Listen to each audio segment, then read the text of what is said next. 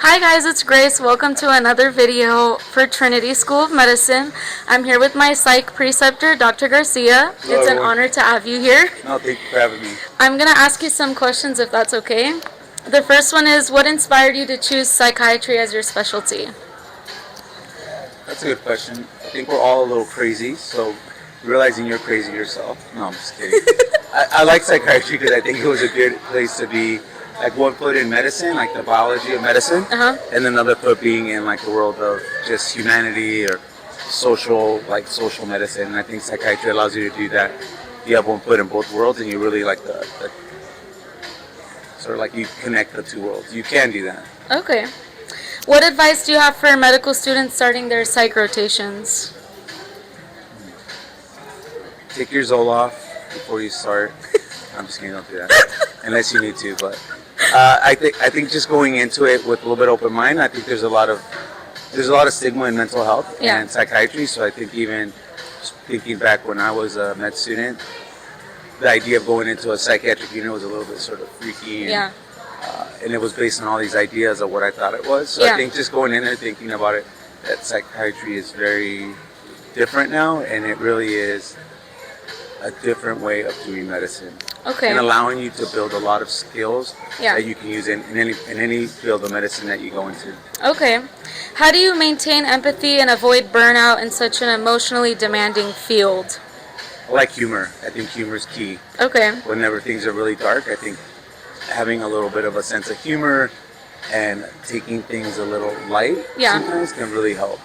And not everything has to be so serious. And I think it allows you to have some balance. Okay. If you could change one thing about mental health and how it's perceived in medicine, what would that be?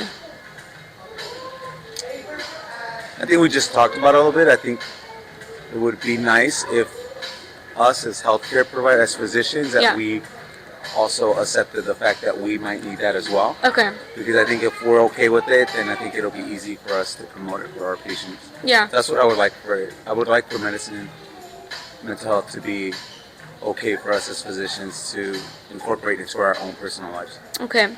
If you could go back and give your younger self in med school one piece of advice, what would that be?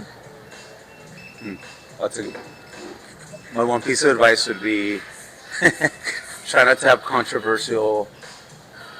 I'll give you an example. So when I was a med student, I did my OB/GYN rotation, and I was like, I didn't realize that I was just a med student. Okay. And I decided to do a very controversial end of the rotation talk. Okay. And now I realize like there's a time and place when you'll be able to do stuff like that. Yeah. And